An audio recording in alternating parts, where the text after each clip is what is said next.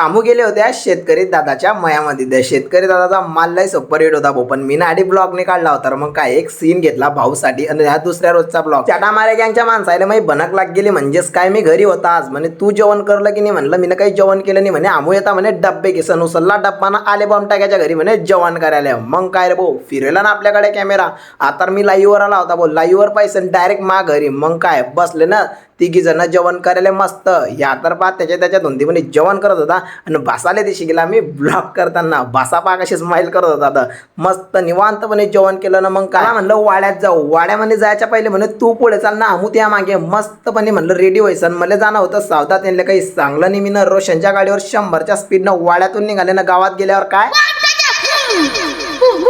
तुम्ही तर पाहिलं काय विषय तर या बिल्डरनं दिला हात आणि आमू गेले लगेच सावद्या म्हणे. रोशन म्हणत होता आपल्या जुन्या गाडीसाठी चेन व्हील घेणार. मस्त सिटी पार्क केली आणि लगेच गेले डबल सावद्यामध्ये. सावद्यामध्ये मला करणी होती कटिंग. म्हणजेच काय आपले केस जरा तेरे नाम सारखे जास्त होता. म्हणलं आता यांना सेफ मनी करी घेऊ. मस्त केली मी ना कटिंग कशी पाहिजे घ्या.